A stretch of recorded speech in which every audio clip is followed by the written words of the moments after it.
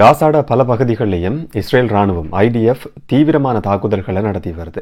இதில் ஒரு இடத்துல மிக முக்கியமான சுரங்கப்பாதைக்குள்ள வரவழைக்கப்பட்டு ஒரு பொறி வைக்கப்பட்டு இஸ்ரேலோட ராணுவத்தை நாங்கள் பிடிச்சு வச்சிருக்கிறோம் என்ற ஒரு மிக முக்கியமான அறிவிப்பு ஹமாஸ் தரப்பால வெளியிடப்பட்டிருக்கு.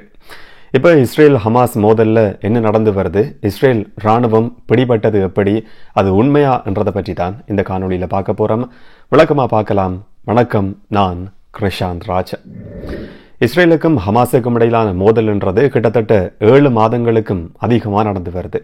இந்த மோதல் காரணமா காசாவை சேர்ந்த 36,000 பேர் இதுவரைக்கும் கொலை செய்யப்பட்டிருக்கிறதா கடைசியா வெளியான தரவுல சொல்லப்பட்டிருக்கு. மிக தீவிரமான தாக்குதல் நடத்தப்பட்டு வருது. குறிப்பா போர் நிறுத்தம் சம்பந்தமான பேச்சுவார்த்தைகள் முன்னெடுக்கப்படும் என்ற எதிர்பார்ப்பு இருந்தாலும் எல்லா விதமான முயற்சிகளும் தோல்வியில முடிவடைஞ்சிருக்கு. இதுக்கு இஸ்ரேல் சொல்ற காரணம் என்னன்னு சொன்னா, பணைய கைதிகள் எல்லாருமே விடுவிக்கப்படணும்ன்றது. ஒட்டுமொத்தமா இதுவரைக்கும் கிட்டத்தட்ட 100 பணைய கைதிகள், 100க்கும் அதிகமான பணைய கைதிகள் ஹமாஸால விடுவிக்கப்பட்டிருக்கிறதா சொல்லப்படுது. இன்னும் 120க்கும் அதிகமானவர்கள் விடுவிக்கப்பட வேண்டி இருக்கிறதா சொல்லப்படுது. ஒரு போர் நிறுத்தம் ஏற்படுத்தப்படணுமா இருந்தா இந்த பணைய கைதிகள் விடுவிக்கப்படணும் என்ற நிபந்தனை இஸ்ரேல் தரப்புல இருந்து முன்வைக்கப்படுது. மற்ற பக்கம் ஹமாஸ் சொல்ற தெளிவான செய்தி என்னன்னு சொன்னா, உடனடியா இந்த போர் முடிவுக்கு கொண்டு வரப்படணும். அதே நேரம் இஸ்ரேல்ல தடுத்து வைக்கப்பட்டிருக்கிற பாலஸ்தீன் கைதிகள் விடுவிக்கப்படணும். இதுல எந்த விதமான மாற்றமும் கிடையாது என்ற விஷயத்தை தெளிவாவே ஹமாஸ் அறிவிச்சிருக்கு. இதுக்கு உடன்பட முடியாது என்ற காரணங்களை முன்வச்சு இந்த போர் நிறுத்தம் என்றது சாத்தியமில்லாம தொடர்ந்து கொண்டிருக்கு. 2 நிபந்தனைகளை முன்வச்சு மிக தீவிரமான போராட்டம் இஸ்ரேலின் பல பகுதிகளிலையும் நடந்து வருது. முதலாவது நிபந்தனை, ஹமாஸால பிடிச்சு வைக்கப்பட்டிருக்கிற பணைய கைதிகளை மீட்கிறதுக்கு தீவிரமான முயற்சிகள் இஸ்ரேல் அரசாங்கத்தால எடுக்கப்படணும் என்றது. 2வது நிபந்தனை, இஸ்ரேல் அரசாங்கம், பிரதமர் பெஞ்சமின் நெட்டன்யாகு உள்ளிட்ட அரசாங்கம் உடனடியா பதவி விலகணும் என்ற 2வது நிபந்தனையும் முன்வைக்கப்பட்டிருக்கு.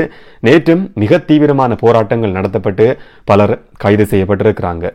இந்த பின்புலத்தில் போர் நிறுத்தம் சமாதான பேச்சுவார்த்தைகள் திரும்பவும் ஆரம்பிக்கப்படலாம் என்று சொல்லப்படுது. அடுத்த கிழமையில இந்த பேச்சுவார்த்தைகள் ஆரம்பிக்கப்படலாம் என்று சொல்லி எதிர்பார்க்கப்படுது. இதுக்கு மிக முக்கியமான காரணம், இஸ்ரேலோட உளவு பிரிவு மொசாட் தலைவர் கட்டார் பிரதமரையும் அமெரிக்க உளவு பிரிவு CIA பணிப்பாளரையும் சந்திச்சு ஒரு பேச்சுவார்த்தை நடத்தி இருக்கிறதா சொல்லப்படுது.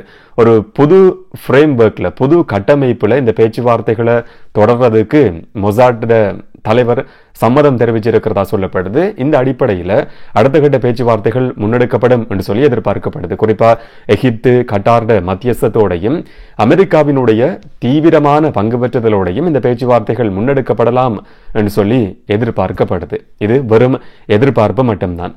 இஸ்ரேல் ஊடகங்கள் நேற்று ஒரு செய்தியை வெளியிடுது. அதில் சொல்லப்பட்ட தகவல், வார செவ்வாய்க்கிழமை சமாதான பேச்சுவார்த்தைகள், போர் நிறுத்த பேச்சுவார்த்தைகள் திரும்பவும் ஆரம்பிக்கப்படுறதுக்கான வாய்ப்பு இருக்குன்னு சொல்லி.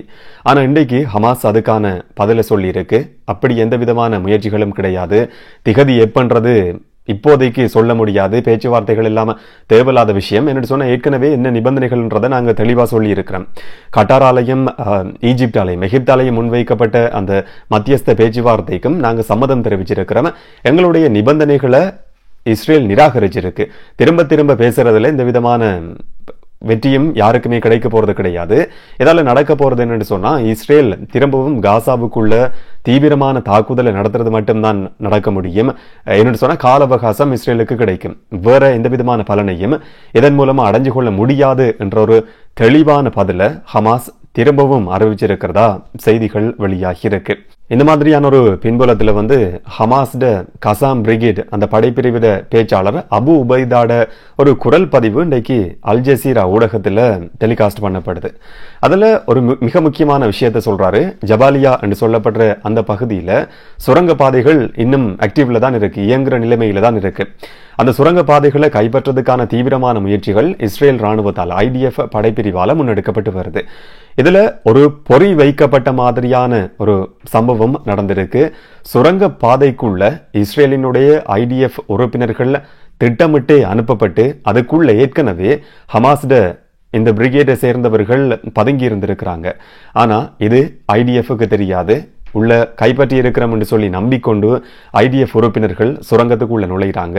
அங்க சிலர் உயிரோட பிடிக்கப்பட்டு கைது செய்யப்பட்டிருக்கிறதா அந்த குரல் பதிவுல சொல்லப்பட்டிருக்கு. இது சம்பந்தமான ஒரு சில காணொளிகளும் புகைப்படங்களும் வெளியாகி இருக்கு. ஆனால் ராய்ட்டர்ஸ் ஊடகத்தினுடைய செய்தியின்படி இந்த காணொலியை எங்களால் வெரிஃபை பண்ண முடியாமல் இருக்கு, என்ன நடந்ததுன்னு சொல்லி இந்த செய்தியும் வெளியாகி இருக்கு. இதுல ஒருவர் இரத்தக்கரையோட இழுத்து போகப்படுற மாதிரியான காட்சி தான் பதிவாகி இருக்கு. அந்த சுரங்க பாதைக்குள்ள டனல்ல தான் இந்த சம்பவம் நடந்திருக்கு. அதுல எத்தனை பேருன்றது இதுவரைக்கும் தெரிய வரல. ஆனா அவருடைய குரல் பதிவுல சொல்லப்பட்டிருக்கிற விஷயம், நாங்க இந்த தாக்குதலை நடத்தினதுக்கு பிறகு சிலரை பிடிச்சு வச்சிருக்கிறோம் என்ற மாதிரி ஒரு கதை சொல்லப்படுது. அதே நேரத்தில் சிலர் கொலை செய்யப்பட்டிருக்கலாம் என்று சொல்லியும் சொல்லப்படுது. எது உண்மைன்றது தெரியாது.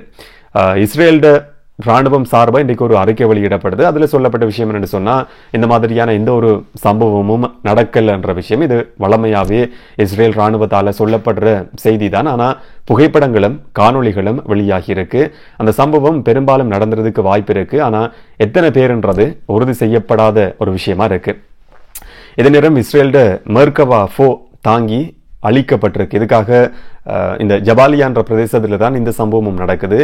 யசீன் 105 ராக்கெட் பயன்படுத்தப்பட்டு அந்த மெர்கவா 4 போர் தாங்கி நாங்கள் அழிச்சிருக்கிறோம் என்று சொல்லியும் இந்த ஹமாஸ் படைப்பிரிவால அறிவிக்கப்பட்டிருக்கிறதும் மிக முக்கியமான செய்தியா இன்றைக்கு வெளியாகி இருக்கு. இதே நேரம் 70% ஹமாஸ் படைப்பிரிவு உறுப்பினர்கள் இன்னும் ஆக்டிவ்ல இருக்கிறாங்க, இயங்குற நிலையில் இருக்கிறாங்கன்ற விஷயம் போரியல் நிபுணர்களால சர்வதேச ஊடகங்கள்ல முன்வைக்கப்பட்டிருக்கு. ஹமாஸ 100% முற்றுமுழுதா அழிக்கும் வரைக்கும் இந்த போராட்டம் தொடரும் என்றதுதான் இஸ்ரேல்ட சபதம்.